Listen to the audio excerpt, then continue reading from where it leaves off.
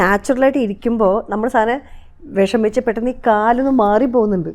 അതാണ് ഞാനിപ്പോൾ ഇതിനു മുമ്പ് ഇൻ്റർവ്യൂസിലൊക്കെ ഞാൻ പറഞ്ഞു, ഇതെന്താ സംഭവിച്ചതെന്ന് അറിയാൻ വേണ്ടി ഇത് കട്ട് വിളിക്കണമോ വേണ്ടയോ എന്നൊക്കെ പറയുന്നത് എനിക്കൊരു കൺഫ്യൂഷൻ ഉണ്ടാക്കിയെന്ന് ഞാൻ ഇതിനു മുമ്പത്തെ ഇൻ്റർവ്യൂവിൽ റിലീസിന് മുന്നേ ഞാൻ തള്ളിയായിരുന്നു. അപ്പം ഞാനത് വീട്ടിൽ വന്ന് അയ്യോ തള്ളാൻ പാടില്ലായിരുന്നു. അത് ഇതാണ് ആ സീൻ, പെർട്ടിക്കുലർലി ഇതാണ് ആ സീൻ.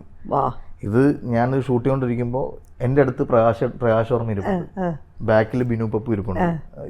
ബാക്കി ഇതെല്ലാവരും ഈ സീൻ എന്താണ് ചെയ്യണമെന്ന് അറിയാൻ വേണ്ടി. അപ്പം പ്രകാശ് വർമ്മ ഇതെങ്ങനെയാണ് ലാലേട്ടൻ ഡെലിവർ ചെയ്യാൻ പോകുന്നത് കാണാനുള്ള കൗതുകത്തിലാണ് വന്നിരിക്കുന്നത് ഈ മനുഷ്യൻ. അപ്പം ഞാനിങ്ങനെ ഇത് കണ്ട് പുള്ളി ടോട്ടൽ കൊളാപ്സായി. ഇതിങ്ങനെ വന്നിട്ട് ചക്ക് പറഞ്ഞ് കാല് തെന്നൽ.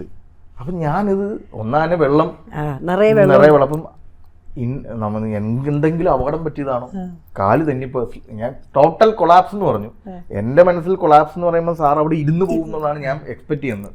അതാണ് ഇങ്ങനത്തെ ലെജൻഡറി ആയിട്ടുള്ള ആക്ടേഴ്സായിട്ട് വർക്ക് ചെയ്യുമ്പോൾ നമ്മളൊരു ബെഞ്ച് മാർക്ക് സെറ്റ് ചെയ്യും, അതിനും മേളിലേക്കൊരു ഷോട്ട് തരിക എന്ന് പറയുന്നതാണ് ഇതിൻ്റെ എക്സൈറ്റ്മെന്റ്. അപ്പം തെന്നിപ്പോയപ്പോഴും ദൈവമേ ഈ മനുഷ്യൻ വീണതാണോ, കാരണം വീണത് ലാലേട്ടനാണ്, എന്തെങ്കിലും അപകടം പറ്റിയിട്ടുണ്ടോ, ഇത് കട്ട് വിളിക്കണമോ വേണ്ടയോ എന്ന് പറഞ്ഞാൽ ഞാനിങ്ങനെ മൈക്ക് ഇങ്ങനെ എടുത്ത സമയത്ത് പ്രകാശ് വർമ്മ എൻ്റെ തുടയിൽ കയറി ഇങ്ങനെ വിളിക്കരുത്, this is the magic he is giving for you എന്ന് പറഞ്ഞു.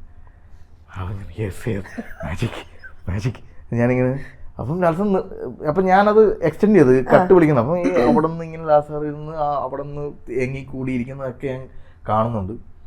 അത് ഞാൻ കട്ട് വിളിച്ച് ഓടി ലാൽസാറിൻ്റെ സാറി ഓക്കെ മോനെ ഓക്കെയാണ് മോൻ ഓക്കെ അല്ലേ, ഞാൻ എപ്പോഴേ